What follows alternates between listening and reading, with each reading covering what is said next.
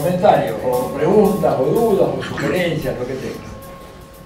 Igual vamos a ganar, vamos a prevalecer, no se dejen intimidar por el mapa. Pero el mapa es bueno, ¿saben qué? El mapa es bueno porque hay muchos compañeros que subestiman lo que es el imperialismo, que dicen, no, el imperialismo ya es... No es ninguna otra cosa, es eso. Por eso el mapa tiene una brutalidad tan grande que uno ya no puede ocultar eso. Bueno, adelante.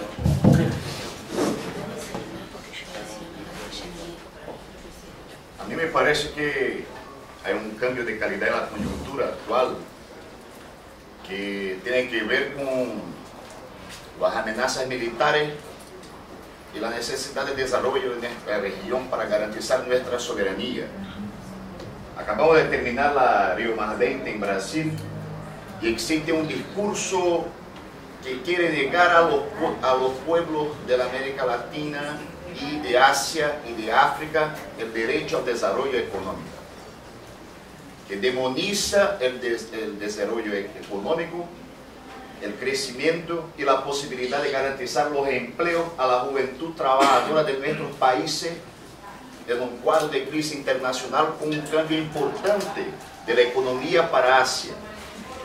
Se coloca la posibilidad de que el sur del mundo tenga una articulación propia que pueda ofrecer una situación mejor y la oportunidad de defendernos del imperio. Y a mí me parece que correctamente el imperialismo se mueve muy duramente en este sentido. Entonces, Atilio, quería te preguntar esta cuestión del derecho al desarrollo como parte de nuestra defensa de nuestra soberanía, de nuestros pueblos, porque esto importa mucho a los trabajadores. Muchas veces los trabajadores no se percatan, el movimiento sindical con la lucha cotidiana no se percata de eso. Y a mí me parece que este debate sobre la ecología también tiene mucho de imperialismo ahí metido para nos atacar. Y la segunda cuestión es que yo creo que esto también impone una preocupación grande acerca de la relación nuestra con los gobiernos progresistas en el cuadro de las amenazas democráticas en la región. Porque una cosa es autonomía, otra cosa es neutralidad. El movimiento sindical tiene que ser autónomo ante los gobiernos para la defensa de los derechos de los trabajadores, pero no puede ser neutral cuando avanza el imperialismo contra la democracia en la región. Entonces quería que abordara los dos temas para ver cómo lo manejamos. Bien, gracias por la pregunta. Mira, yo diría, a ver, lo siguiente. Primero, el derecho al desarrollo es un derecho del cual no podemos prescindir ni podemos abandonar bajo ningún punto de vista. O sea, yo creo que lo que hay que discutir es qué tipo de desarrollo o qué modelo de desarrollo vamos a hacer. El capitalismo de repente nos puede decir, bueno, nosotros también queremos desarrollo. Queremos, por ejemplo, una gran minería a cielo abierto. Queremos avanzar en el desmonte de la Amazonía. Queremos hacer grandes represas en toda la cuenca amazónica y subamazónica. Queremos avanzar en la agricultura de exportación. ¿Por qué no avanzar en la sojización de la agricultura latinoamericana? Y ahí lo que tenemos que decir nosotros es que el desarrollo no es simplemente crecimiento, que el desarrollo no puede estar orientado exclusivamente para favorecer las exportaciones de nuestros países, que el desarrollo tiene que preservar el medio ambiente, que es un elemento fundamental. Esta no es la última generación que va a habitar el planeta. Tenemos una obligación con nuestros descendientes de dejarles un planeta igual o por lo menos igual, si no lo podemos dejar mejor. Y esto significa que el modelo de desarrollo que propone el capitalismo y las burguesías asociadas al capitalismo es inaceptable para nosotros. Nosotros no creemos que el desarrollo deba ser, por ejemplo, avanzar en el monocultivo de caña, de palma africana o de soja a los efectos de satisfacer las necesidades de nuestros socios comerciales del exterior. Tenemos que tener un desarrollo equilibrado, un desarrollo además que no tenga como motor el lucro de las empresas capitalistas. Fíjense lo que pasa con la minería del oro, por ejemplo, en un país como este, ¿verdad? Es una minería que tiene una tecnología para separar el oro de lo que ellos llaman el escombro, y el escombro en realidad es un conjunto de minerales de enorme valor que se van como escombro en la Argentina, utilizan el cianuro para separar el oro del escombro, acá, o en Perú, o en Bolivia, o en Chile, pero en Canadá esa misma empresa, Barrick Gold, no separa el oro con cianuro porque está prohibido por las regulaciones medioambientales. Nuestros gobiernos consienten eso, ¿no es cierto? Nuestros gobiernos han consentido eso, entre otras cosas porque han caído en una estúpida carrera para ver quién atrae más de esos capitales. Y para atraer esos capitales rebajan las regulaciones ambientales, las regulaciones laborales, hacen todo tipo de concesiones. El resultado, destrucción del medio ambiente, destrucción del agua, generación de innumerables problemas. Y además, nosotros deberíamos hacernos otra pregunta, sobre todo en relación al oro, preguntarnos lo siguiente: ¿podemos tolerar una gran minería en la medida en que sea cuidadosa del medio ambiente, de las comunidades, pero además en la medida en que tenga un valor de uso que sea importante? ¿Para qué sirve el oro? Preguntémonos, ¿para qué sirve el oro? ¿Saben cuál es la respuesta? Un poco más del 80% del oro que se extrae en los países de América Latina sirve tan solo para forjar lingotes de oro que favorecen la especulación del casino financiero internacional. O sea, estamos destruyendo la naturaleza para obtener oro en lingotes que sirven como elementos de negociación en el casino financiero internacional. Menos del 20% del oro tiene una aplicación tecnológica, por ejemplo, para conductores de electricidad o para cosas por el estilo. Entonces también tenemos que preguntarnos nosotros si queremos que instalen minas de oro en nuestros países, siendo que ese oro prácticamente no tiene ningún valor para los pueblos, sirve como elemento de especulación financiera. Esto es un primer tema. Así, en relación a eso, lo que me preguntaba el compañero brasileño. Y la segunda cuestión, creo que la autonomía es fundamental. Creo que la autonomía del movimiento obrero, de los sectores de izquierda, es fundamental. ¿Qué quiere decir? Bueno, si los gobiernos avanzan en una dirección congruente con los intereses de la emancipación de las clases trabajadoras, vamos a acompañar, pero nunca entregarnos, nunca quedar de brazos atados a esos gobiernos, nunca renunciar a la capacidad de denunciar, digamos, operaciones que de hecho favorecen a los intereses del imperialismo y sus aliados. Me parece que esto es un tema muy importante. Esto quiere decir, en la medida en que haya algunas decisiones que son correctas, hay que apoyarlas, pero en ningún caso quedar, digamos, porque por más que sean gobiernos progresistas, puede haber en todos estos gobiernos, ¿no es cierto?, puede haber contradicciones muy importantes. Y entonces nosotros tenemos que marcar claramente esas contradicciones y señalar claramente cuáles son los objetivos fundamentales de la lucha antiimperialista, porque con concesiones al imperialismo, cualquier tipo de concesión, la lucha emancipatoria de nuestro pueblo va a ser imposible. O sea que yo creo claramente que nosotros no podemos ser neutros en esta historia, y cuando hay algo que vemos que va en dirección de consolidar el poder de la potencia imperialista, tenemos que salir claramente a marcar qué es lo que está ocurriendo y a proponer alternativas. Más preguntas, sí. Yo quería hablar un poco sobre la característica del golpe en Paraguay y la importancia para la región, que es algo que estabas mencionando. Este es un golpe fundamentalmente anti-integracionista, con un alto contenido ideológico y estratégicamente militar para la región. Paraguay hoy es un eslabón fundamental para la región y es lo que ellos estaban buscando, quebrar el proceso de integración que venía avanzando y que se promovía a través de la presidencia del presidente Lugo. Con las muchas críticas que se le hacía, desde el Ejecutivo en Paraguay se estaba promoviendo la integración. Además ofrece una posición estratégica para la ofensiva imperialista. Al día siguiente de la asunción de Federico Franco, uno de los fiscales acusadores, el diputado José López Chávez, que es del partido UNACE y gobierna con Federico Franco, ya solicitó la instalación de una base norteamericana en Mariscal Estigarribia, ya no solamente la pista, sino una base efectiva ya ocupada con militares norteamericanos. Y además promueve, esta es una avanzada ideológica de la derecha más fascista, y que intenta frenar los movimientos políticos de izquierda que vienen avanzando fundamentalmente hacia una autonomía política de América Latina, hacia un antiimperialismo muy claro. En Paraguay retornó la doctrina de seguridad nacional en el discurso del gobierno, retornó la doctrina de seguridad nacional en el discurso de los medios de comunicación, del empresariado y de la asociación rural. Así que eso está instalado para tratar de aplastar lo que venía como una consolidación de una izquierda en el Paraguay. Esas son las características del golpe y me parece que lo tenemos claro en el resto de América Latina, por eso la solidaridad de los pueblos y la solidaridad de los gobiernos. También se debe mencionar que cuando asume Federico Franco, ellos aceleran el proceso de incursión de la minera multinacional Río Tinto Alcan, el que era el principal lobista de la Río Tinto Alcan durante casi 4 años durante el gobierno de Lugo, acaba de asumir como viceministro de Industria.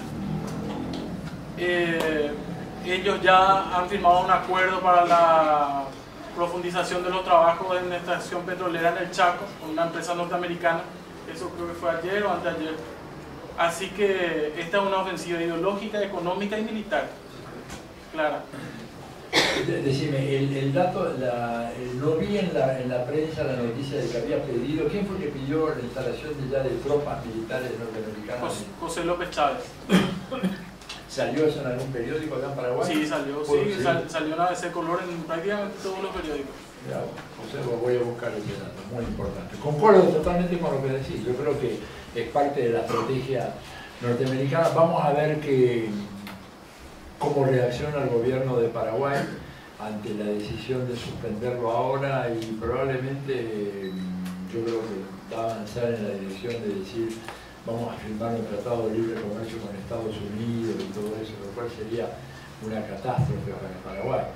En este momento, digamos, ellos están tratando de liquidar al mariscal de campo, están apostando a que el cáncer se lo lleve a Chávez, y si no se lo lleva al cáncer están viendo alguna otra solución.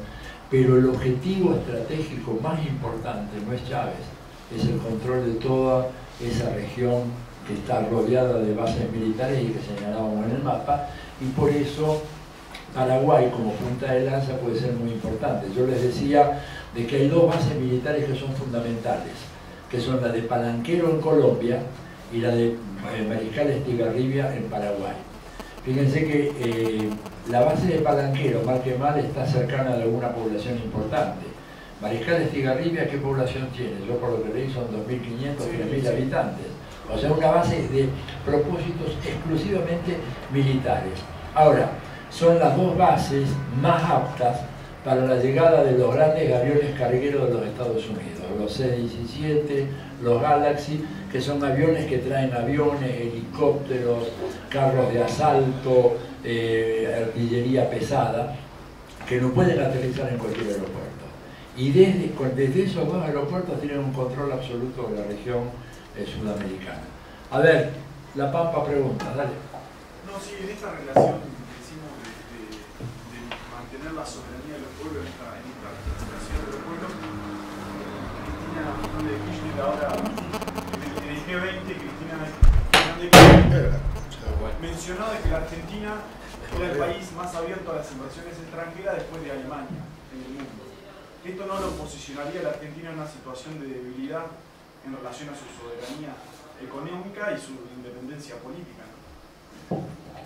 Yo creo que sí, creo que ser el más abierto a la inversión extranjera, lejos de ser un mérito, es un demérito, es una debilidad de los gobiernos, porque el ser más abierto a la inversión extranjera quiere decir que has reducido todos los controles y los mecanismos que de alguna manera en otros países se utilizan para preservar la industria nacional. O sea que francamente a mí me sorprendió mucho esa declaración que ella hizo.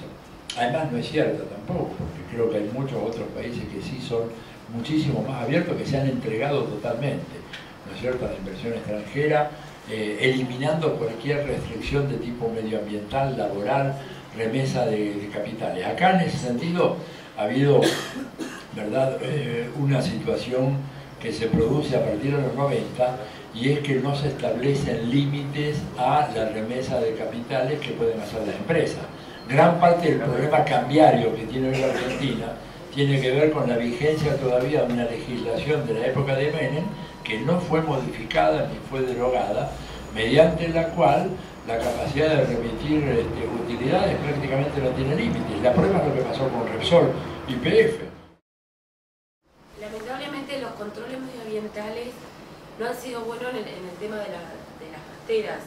Nuestro país estableció una pastera que generó un problema bien complicado con la Argentina y los efectos de controles no están siendo de los mejores y hay una contradicción entre lo que dice el gobierno y lo que la Universidad de la República declara. Entonces tenemos problemas medioambientales. A nosotros nos argumentan que la megaminería supuestamente tendría los controles necesarios y no provocaría ningún impacto ambiental profundo. Es una minería abierta la que le estoy comentando. De hierro, ¿no? Es de hierro. Sí, es de hierro.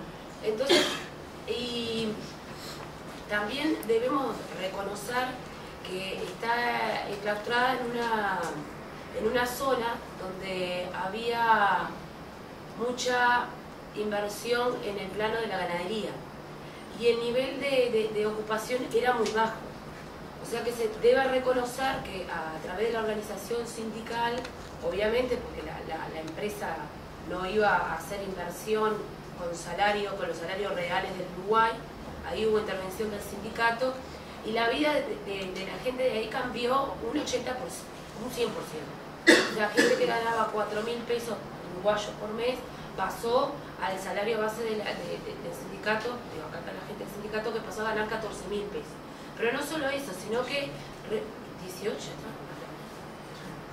y aparte activó el mercado interno impresionantemente. Entonces ahí genera una contradicción en el sentido de que hubo un impulso de la localidad, pero con una inversión que tampoco garantiza el cuidado de los recursos naturales. Entonces nos pone en una situación bien complicada. ¿Cuál sería, aparte, una situación también complicada a la interna de lo que es nuestra central? Nosotros en el 8º Congreso del PCNT sacamos y votamos por unanimidad que estábamos en contra del establecimiento de las pasteras. En el 9º Congreso, en 2 comisiones, en una se vota reivindicarlo del 8º Congreso y en otra comisión se vota que estamos de acuerdo con las pasteras y está en los documentos. Entonces eso genera un problema porque no podemos dejar de reconocer que la vida de esos trabajadores cambió para mejor. Es evidente que cambió para mejor. Entonces, ¿cómo solucionamos y cuál sería, desde su punto de vista, una manera de zanjar esa situación complicada? Muchas gracias. No, gracias por la pregunta. ¿Ya está funcionando la minera de hierro? ¿Está produciendo hierro ya? Cumplió la primera etapa. Cumplió la primera etapa. La primera etapa, se está instalando. Mirá, inclusive los trabajadores están en el seguro. ¿Perdón? Los trabajadores están en el seguro de ya. Ah, sí. Está Mirá, es un tema muy difícil de resolver. Yo no hay una fórmula doctrinaria. Yo creo que lo que hay que garantizar en todos los casos es, en primer lugar, que haya una protección del medio ambiente que es fundamental. Esto es una responsabilidad que no podemos delegar en los gobiernos. Déjame que diga yo una cosa que a veces suena medio espantosa, pero bueno, estamos entre amigos, lo puedo decir. Los gobiernos, en ausencia de una fuerte movilización popular desde abajo, invariablemente van hacia la derecha. Aún los gobiernos de izquierda. ¿No es cierto? Si vos querés hacer cambios y reformas y todo eso, necesitas una muy fuerte presión popular desde abajo porque la inercia natural de los gobiernos es irse hacia la derecha. Y esto puedo decirlo, inclusive lo conversé en Cuba con Raúl Castro y me dio la razón. Pues yo le pregunté, bueno, veo que las reformas acá no están yendo tan rápido como tienen que ir, y entonces empezamos a conversar sobre este tema y le expuse este teorema que nadie en la ciencia política acá, cada vez que digo esto me tiran tomatazos, huevos podridos, etc. Son muy conservadores las ciencias sociales en América Latina. Yo vengo espantado de un congreso ahora terrible, ¿no?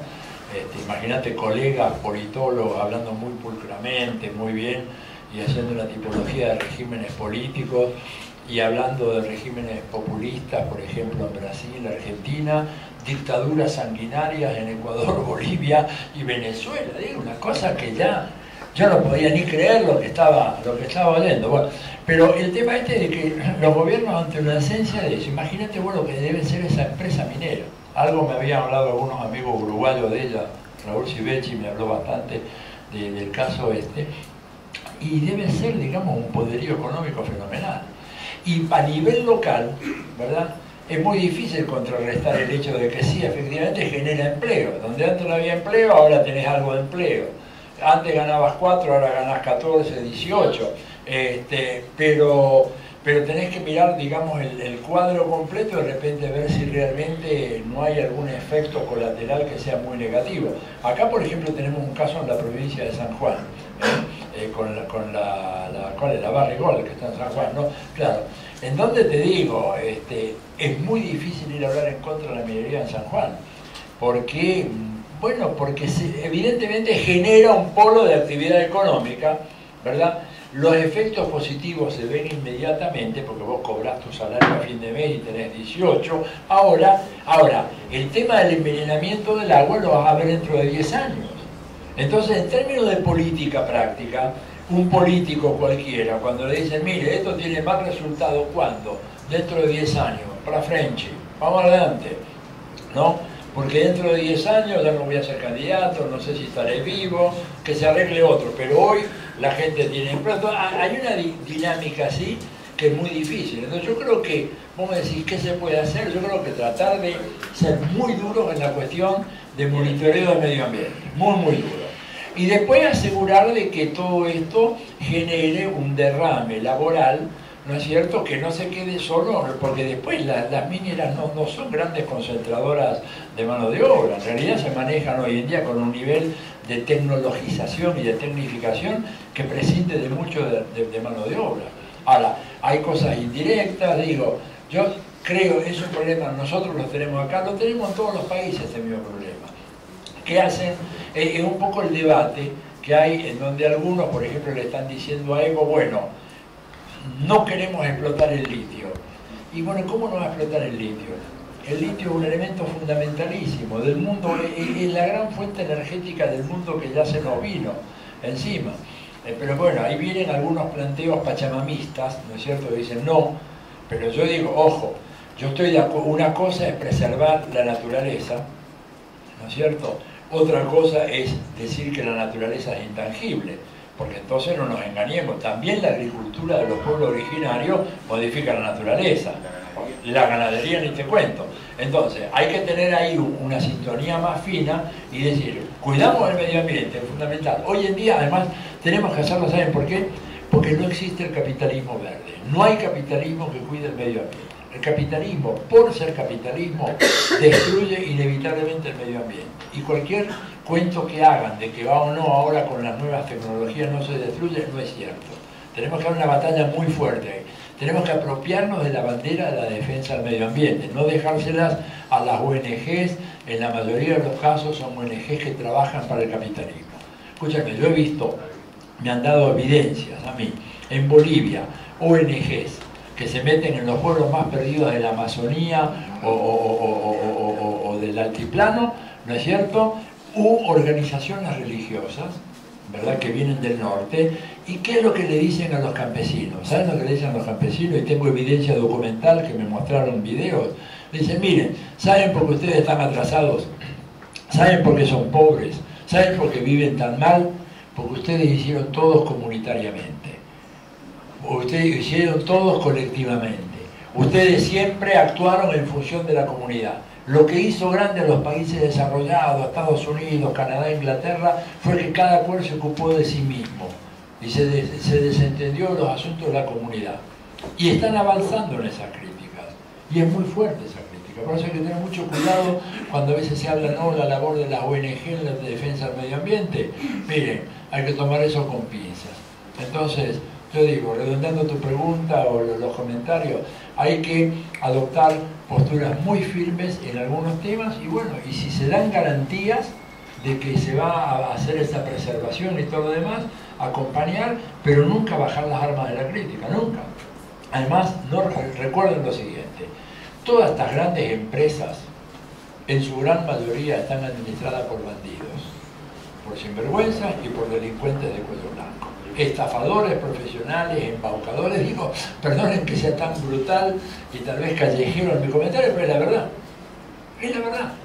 Entonces, hay que tener mucho cuidado con ellas, ver si se puede hacer algunas negociaciones y presionar muy fuerte a los gobiernos para que no rebajen los estándares medioambientales, para que no rebajen la presión impositiva, porque lo que hacen muchos gobiernos es hacer lo que quieran con el medio ambiente, no pagás impuestos o prácticamente no pagás nada, y encima las leyes laborales adentro de tu empresa no se aplican. En esas condiciones, que me den a mí la concesión, voy yo y me hago rico así, ¿no es cierto?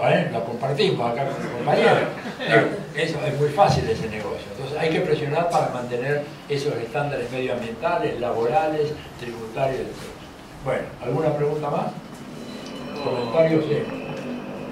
Volviendo un poquito a lo del mapa y lo anterior, digamos, yo tengo uno de los mayores acreedores de la deuda estadounidense es Chile, digamos, tanto en los bonos del tesoro como el tema de los dólares. En este nivel de disputa del 2015, o como se viene dando en el plano, ¿cómo se va a dar esa convivencia o pelea interimperialista entre China y Estados Unidos? Sí. Pensando a futuro, ¿cómo se da esa articulación con la visita del primer ministro y a Argentina y la videoconferencia con Brasil, con Uruguay, la articulación con China, con Chile, también en la visita, y por otro lado el rol de Europa o no, también con Estados Unidos a toda la guerra hacia Medio Oriente, digamos, como parte también de solución de la crisis hacia una guerra todavía mucho más mundial, ¿no? y de destrucción de fuerza productiva en su lógica. Bueno, mira, dos cosas. Primero, tanto para el gobierno de Estados Unidos como para el gobierno de China, un conflicto militar entre ellos es poco menos que inevitable en un plazo de 25 a 30 años. En los textos del Pentágono, en los estudios, escenarios prospectivos que hace el Pentágono para los Estados Unidos, de alguna manera, no lo dicen así brutalmente como lo digo yo, porque sería un problema, pero ellos claramente hablan, ellos dicen collision course, o sea, un curso de conflicto inevitable con China en el momento en que la rebatinga por los recursos llegue a un grado extremo, porque acá no nos podemos olvidar, o sea, Estados Unidos tiene que importar todos los días 15 millones de barriles de petróleo. Este es un tema fundamental y cada día va a tener que importar más porque su producción local va disminuyendo. Ellos ahora producen 8 millones al día, pero ya en un par de años más van a estar cerca de 6, 6,5 y la demanda es cada vez mayor. Entonces no pueden tolerar que vengan los chinos a sacar petróleo de acá. Y los han ido ahuyentando también de Medio Oriente, mejor dicho, no los dejaron meterse en Medio Oriente. Pero bueno, pero los chinos van a decir, miren, yo tengo 1.350 millones de tipos que quieren petróleo. O sea que el conflicto va a ser inevitable. El conflicto va a ser inevitable. Entonces, y los dos lo saben, porque los chinos lo saben, no son tontos. Ahora, ¿qué dicen los chinos? Nosotros primero no tenemos tradición de ser un país agresor. Más bien hemos sido invadidos muchas veces. Nuestro gran invento militar ha sido la muralla china. Algo más defensivo que eso, imposible, ¿verdad? Hemos sido invadidos por los mongoles, hemos sido invadidos por los japoneses, en parte en algún momento los propios coreanos nos invadieron y los vietnamitas también. O sea, ellos no tienen una tradición de ser una potencia agresiva, pero el mundo está cambiando y ellos están armando un ejército formidable, pero un ejército defensivo. Ahora, ¿cómo piensan ellos que podrían resistir una agresión norteamericana? La respuesta que dan es solo podemos resistir si nos apropiamos de la más refinada tecnología que produce Occidente. No podemos combatir a Estados Unidos con las armas, tenemos que combatirlos con un desarrollo tecnológico.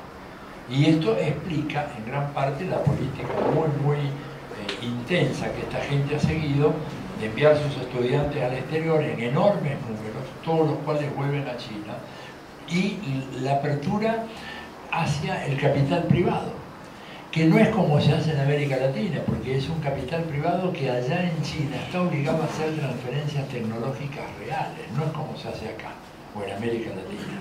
Entonces los tipos hoy en día, incluso, fíjate que en un seminario que hubo hace unos pocos días, justamente en Quito, había alguien que venía de Alemania y decía que si hay un cambio muy significativo en las relaciones comerciales entre China y Alemania es el siguiente.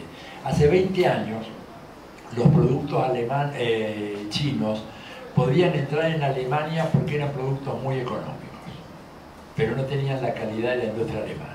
Dice, hoy en día la mala noticia para el empresariado alemán es que los productos chinos siguen siendo muy baratos, pero ahora la calidad es igual a la calidad alemana.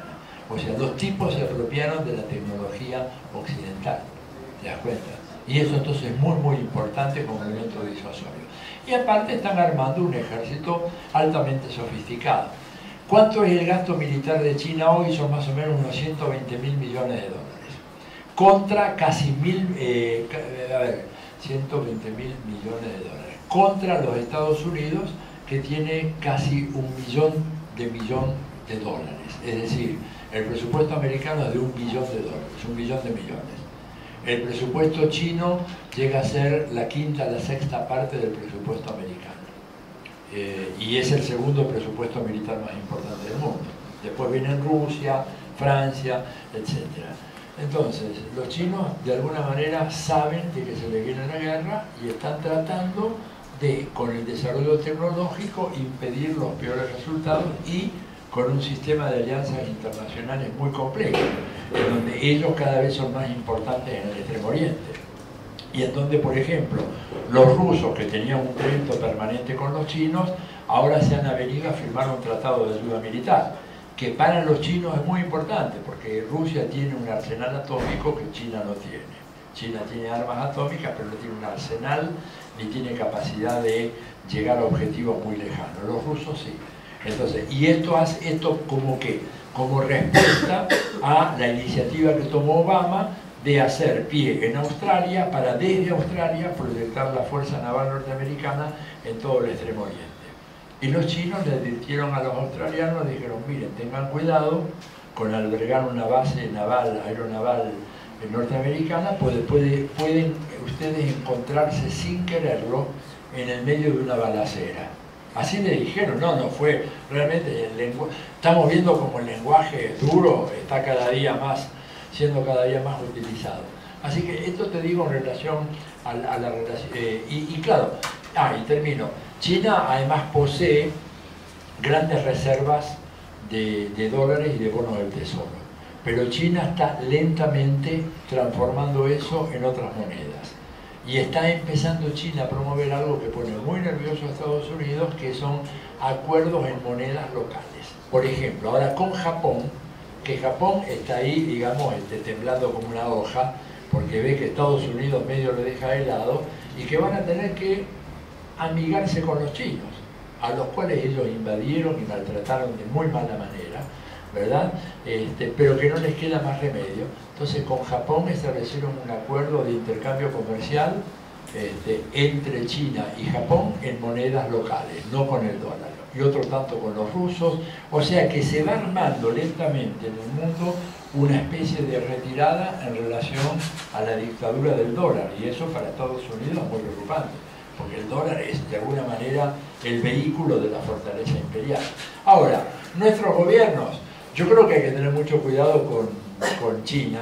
En realidad diría, cualquier tratado de libre comercio a nosotros nos perjudica, porque las economías latinoamericanas, aún las economías de mayor desarrollo, caso Brasil, caso México, ¿verdad?, no tienen condiciones de competir hoy por hoy con los chinos en un acuerdo de libre comercio. O sea, si vos firmás hoy un acuerdo de libre comercio con China, desaparece el sector industrial en Argentina, en México, en Brasil, porque ya no es tan solo un producto industrial más barato, es un producto industrial tecnológico de punta. Son dos cosas muy diferentes. Ahora sí que no no tenés cómo competir. Entonces hay que establecer con mucho cuidado, ¿no es cierto?, la relación, y creo que la relación tiene que ser de bloque, no puede ser de países, tiene que ser por lo menos Mercosur, si es posible la UNASUR, ojalá que fuera la CELAC, toda América Latina, en un acuerdo con China. Digo, vamos a ver cosas muy interesantes en los próximos años, no hace falta pensar demasiado lejos, ya estamos viendo cosas interesantes. Y termino con lo siguiente, si hay otra pregunta. Ustedes saben que acá en Argentina, los argentinos seguramente se enteraron, los otros si vienen de afuera tal vez no, hubo un incidente muy serio en un yacimiento petrolero, el más grande yacimiento petrolero de la Argentina, que es Cerro Dragón. ¿Por ahí algún compañero de Neuquén o de Chubut por acá que tenga info? ¿Vos tenés? ¿Podés explicar más o menos lo que pasó? No, con respecto a... O sea, nosotros...